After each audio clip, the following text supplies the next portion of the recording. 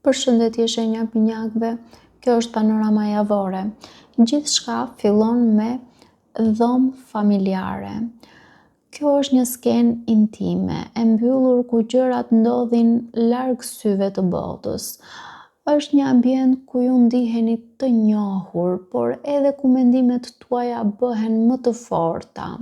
Këtu lind reflektimi, çfarë po ndodh realisht në thelb të situatës suaj.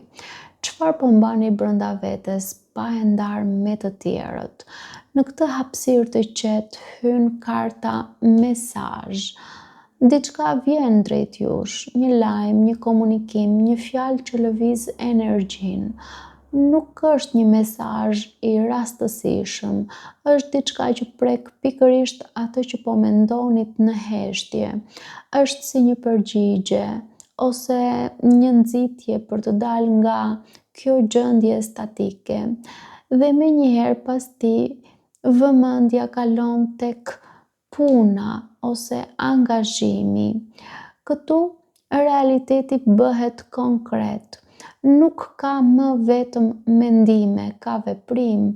Pra, ju jeni të përfshirë në diçka që kërkon kohë, energji dhe përqendrim, por kjo kartë ka edhe një nënkuptim. Ndonjëherë ju e mbushni veten me punë për të shmangur diçka që nuk doni ta përballni emocionalisht. Pastaj vjen një shtys për të lëvizur, udhëtimi. Dhe kjo është një dalje nga ambienti i njohur, mund të jetë fizike, por shpesh është edhe simbolike, pra dëshirë. Pra një dëshirë për ndryshim, drejtimi, një largim nga rutina, një hap që ju nxjerr nga zona e rehatisë. Kjo kartë thotë nuk mund të qëndroni më aty ku jeni. Në këtë rrugë shfaqet njohja ose afërsia. Kjo është një energji afrimi, lidhjeje, bashkëveprimi, dikush afrohet ose një situatë bëhet më personale, më e ndjeshme. Ka një shkëmbim këtu jo vetëm fjalësh, por edhe emocionesh dhe qëllimesh.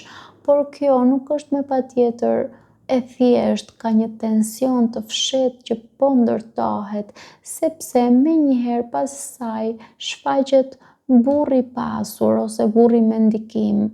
Kjo figurë sjell fuqi, stabilitet, por edhe kontroll. Mund të jetë një person që ka ndikim ose një energji që përfaqëson sigurinë dhe autoritetin. Por për ju kjo kartë ngre një pyetje. A ndiheni të barabartë në këtë dinamik?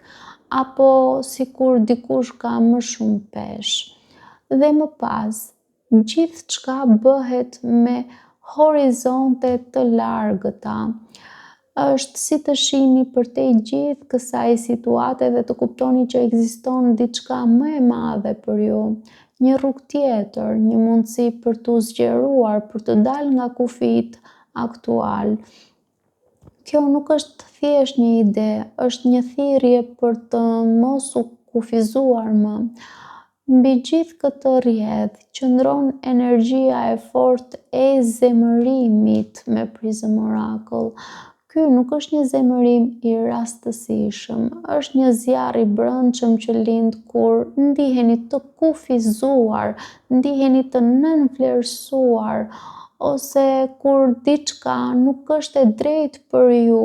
Ky zemërim është sinjal, nuk është armik. Pra, ju po mbani shumë brenda vetes dhe po përpiqeni ta menaxhoni përmes angazhimit dhe kontrollit, por diçka po ju shtyn të dilni nga kjo gjendje. Një mesazh, një person, një situatë që nuk mund ta injoroni. Ju duhet të pyesni veten, po veproj sepse dua apo sepse po shmang diçka. Zemërimi që ndjeni nuk është për t'u shtypur, është për t'u kuptuar.